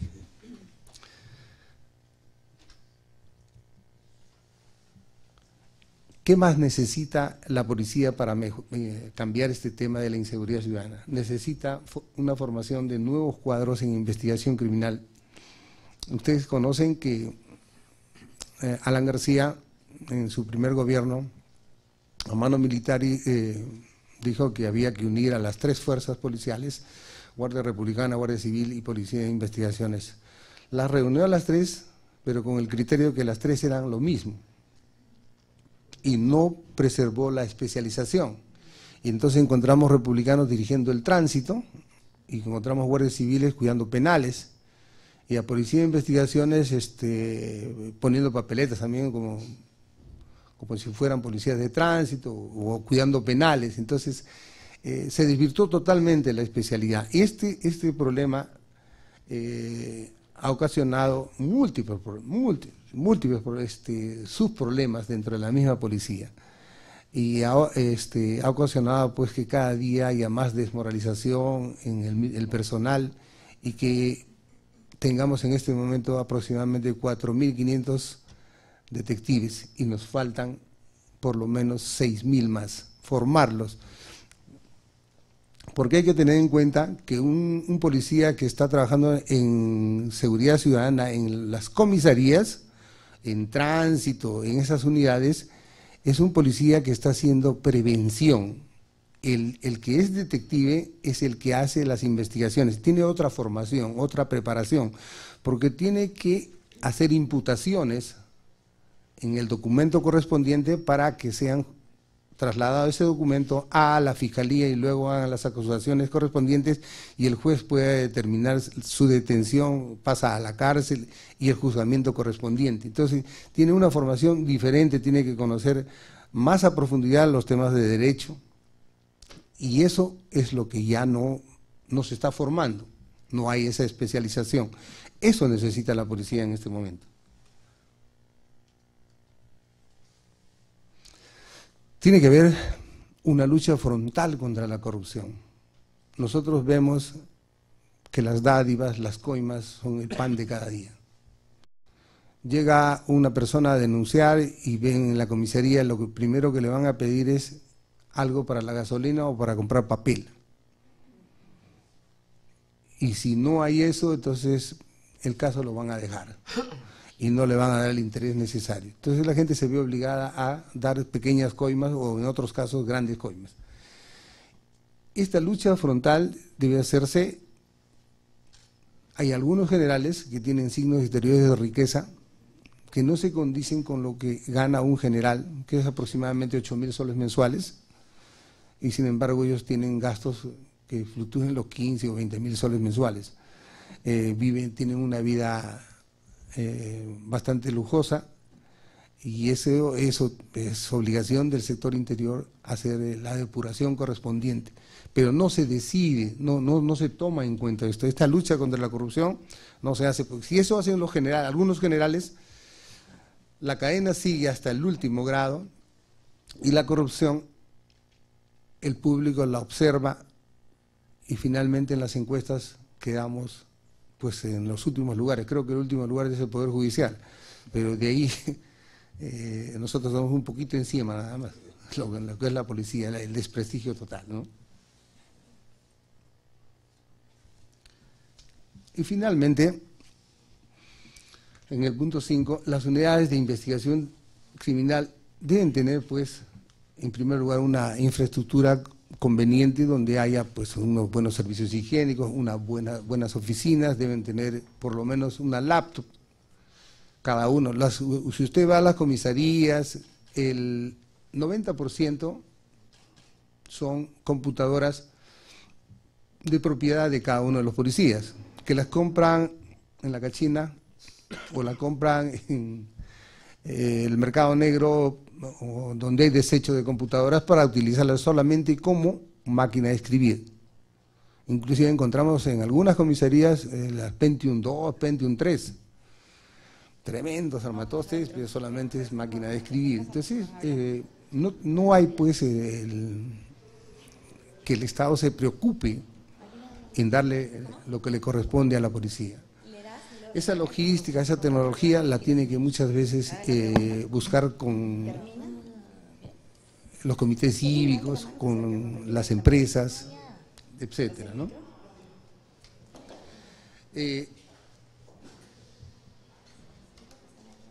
Tiene que haber un sistema de incentivos económicos para que el personal pueda poner más interés en las investigaciones. Yo recuerdo mi experiencia en la DIRINCRI, teníamos los incentivos económicos a los grupos operativos, y si tenemos en cuenta que el sueldo promedio de policía es 1.200 soles mensuales, estos en incentivos por los casos desarrollados recibían aproximadamente otros 1.200. Entonces los policías los tenían de dedicación exclusiva, trabajando muchas veces sin dormir, solucionaban problemas de secuestros, asesinatos, y sabían que mensualmente tenían esos incentivos. Y por supuesto, tiene que haber tecnología, tiene que haber comunicaciones, tiene que haber, es decir, un local aparente, tiene que haber vehículos acordes con la modernidad, como cualquier policía en el mundo que se precie de ser eficiente. Pero el Estado en este momento todavía sigue con esa tara de pensar que el gasto, que lo que se invierte, lo que se gasta en seguridad en realidad es un gasto y no una inversión.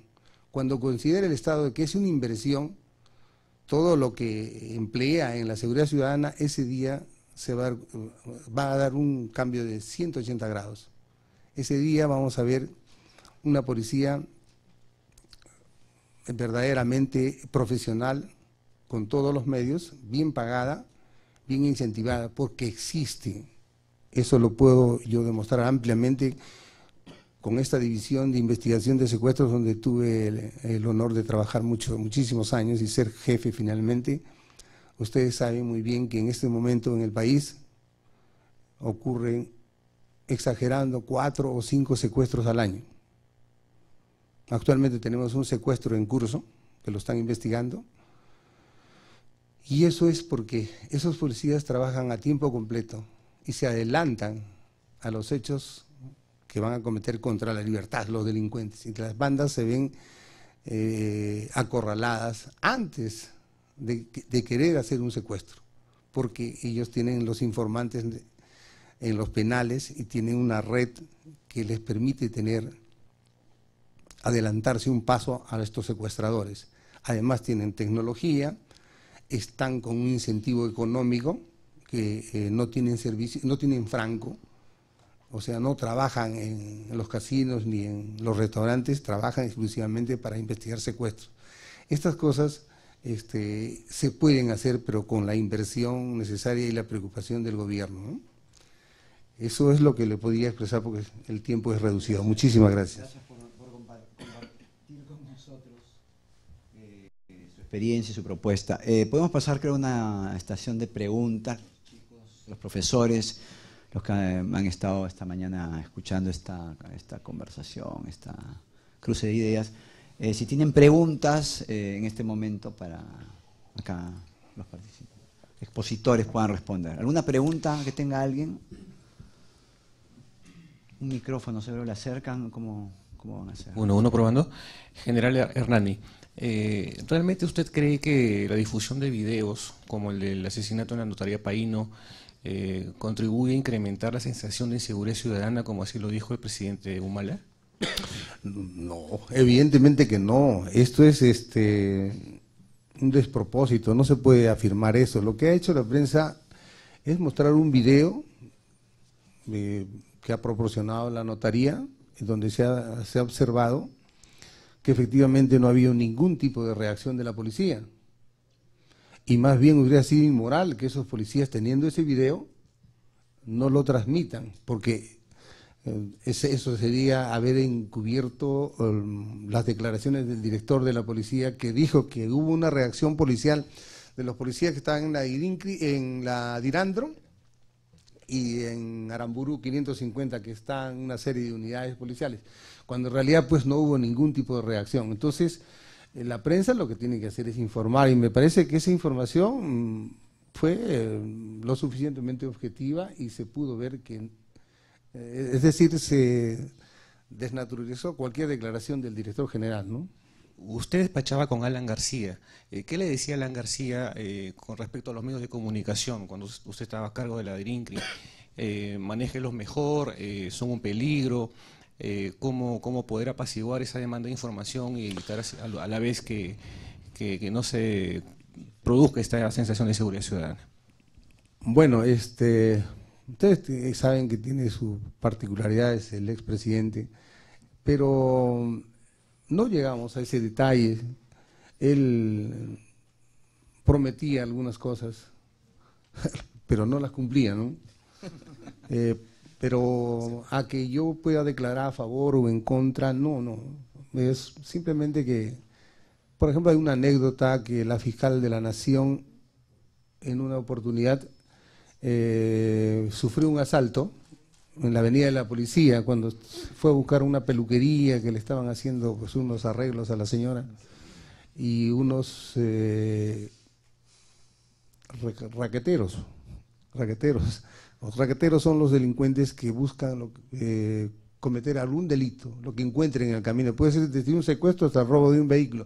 En esta oportunidad vieron el vehículo 4x4 de la fiscal, que estaba con un chofer y una persona que la acompañaba, que era su resguardo, y la fiscal se bajó a teñirse el pelo donde su comadre, porque era su barrio, y ahí tenía su peluquería, pues le pintaron el pelo, y cuando salió, estos habían pasado una vez y en la segunda vez decidieron atacar, ¿no? Al atacar, el policía que estaba al costado del chofer disparó, desde el interior chocó en el parante y casi le cae a la misma fiscal, y lo que querían era llevarse el vehículo. Sin embargo, hubo declaraciones en el sentido que los Sánchez Paredes, que estaban en ese momento en moda, eran los que habían atacado a la fiscal, etcétera, etcétera, ¿no?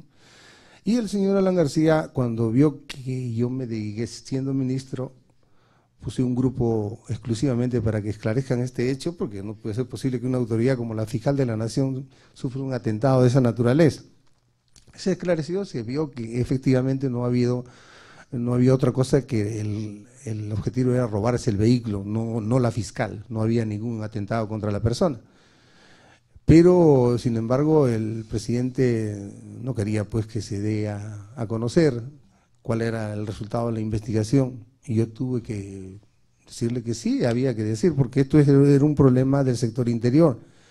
Y si habían atacado a la fiscal de la Nación, ¿qué sería pues al ciudadano de a pie?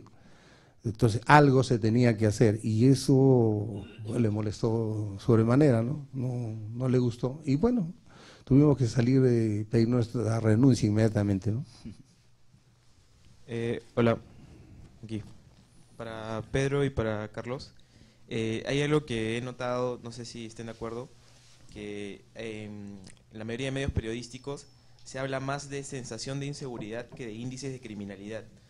¿No les parece, desde mi punto de vista, es un poco irresponsable que se toque un poco más el lado de la sensación de inseguridad, que no representa realmente cuánto crimen hay, y se deja de lado esos datos que sirven para digamos, reconstruir una realidad más objetiva, si se quiere? He escuchado siempre, sobre todo a los ministros del Interior, no es el caso del general Hernani, hablar de sensación de inseguridad. Y otra cosa son las estadísticas más o menos serias que tú dices. Naciones Unidas han establecido un parámetro para medir la inseguridad, es el número de asesinatos o muertes violentas dividido por el número de habitantes de cada ciudad, ¿no? La ciudad más violenta en el mundo es San Pedro Sula, en Honduras, que tiene alrededor de 189 muertes violentas por cada 100.000 habitantes. El promedio de Perú es 12.4, entonces estamos en el ranking en el 100 y pico, ¿no? Como ciudad de Lima inclusive. Querría decir esto, que nosotros estamos viviendo en un país muy seguro. Hay ciudades estadounidenses, New Orleans es una de ellas, que tienen promedio 54 y pico de asesinatos por cada 100.000 habitantes. Caracas hoy mismo tiene 118 y es una de las ciudades más violentas de la región. Sin embargo, cuando uno sale a veces el fin de semana, siempre se va a encontrar con un evento de inseguridad, ¿no? Lo que decía el general, los raqueteros que están paseando con carros robados para ver qué roban al paso, ¿no? Y normalmente armados y muchas veces drogados, que por robar un celular disparan y matan a las personas, ¿no? O vas en una combi y resulta que existe una banda completa que está robando a los pasajeros, le roban a los estudiantes 4 o 5 soles, que es el pasaje del día, etcétera, ¿no? Ha vuelto, y eso sería bueno que el general nos comente algo, los atracos y los asaltos a los bancos, que habían desaparecido en el Perú. El Perú se ufanaba de tener casi 0 asaltos a bancos, pero veo ahora que cada cierto tiempo hay atracos más espectaculares todavía, o será que ahora tenemos muchos videos de seguridad y podemos conseguir cómo entraron a la agencia bancaria, cuántos eran, cómo estaban armados, van no solo con pasamontañas, sino con guantes quirúrgicos, etcétera, etcétera. Entonces sí hay una sensación de inseguridad, y lo que decía Carlos, los medios reflejamos esa sensación de inseguridad porque al día estamos más o menos cubriendo 8 o 9 emergencias relacionadas a robos o a temas de inseguridad, ¿no? Claro, en una ciudad como Lima, si ves en el primer bloque de un noticiero 4 o 5 noticias de robos, asaltos, violaciones, asesinatos, te da la sensación de que estás en una ciudad o en un país hiperviolento, ¿no?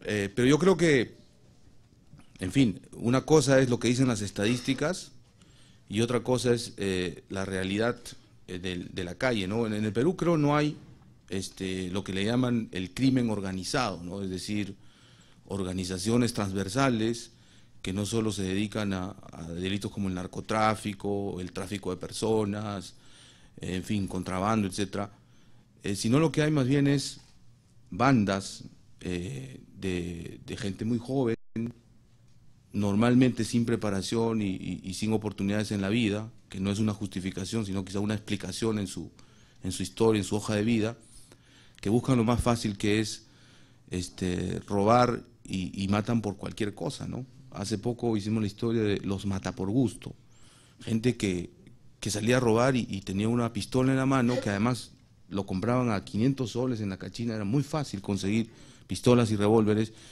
y salían normalmente drogados a robar cualquier cosa y mataban por matar, ¿no? Esa sensación existe y los medios sí reflejamos esa situación, que no es igual a lo que realmente vivimos, si quieres, en una mirada más contextual y más de estadística dura, ¿no? Yo en mi caso creo que el problema está en que las autoridades utilizan esas estadísticas para lavarse las manos. Algunas autoridades, ¿no?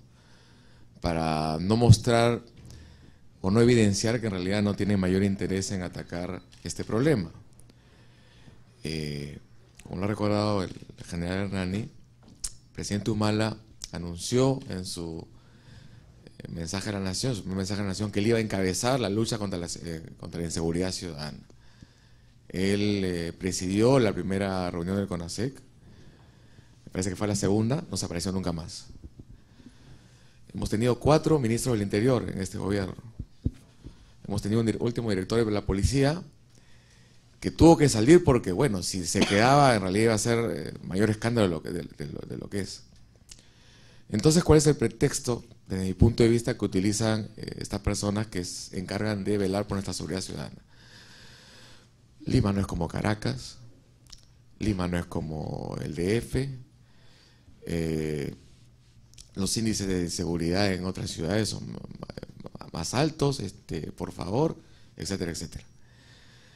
Cuando creo que cualquiera de nosotros, al salir a la calle, lo hacemos pues, ya no solo miramos al cruzar una pista si viene el carro, no, miramos también, pues si no hay alguien ahí parado, un desconocido en la esquina del barrio, o algún carro extraño esperando a que pase algo, alguien se detenga en un taxi e inmediatamente vaya a robarlo, etcétera, etcétera, ¿no?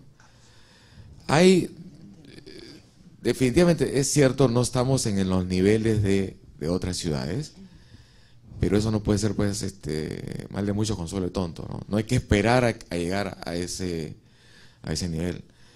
Entonces nosotros como medios lo que tratamos de hacer es reflejar esa indignación ciudadana y esa necesidad de que las autoridades tomen efectivamente cartas en el asunto sobre este tema.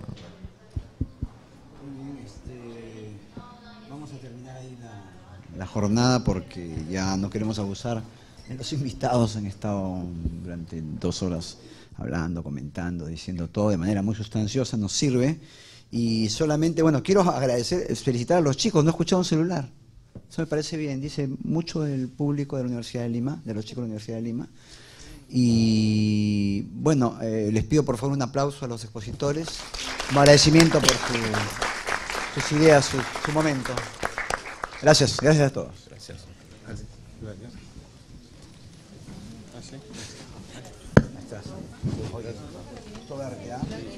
No había nadie más. Gracias por todo, maestro. Muy bien. Hola, gracias. Gracias.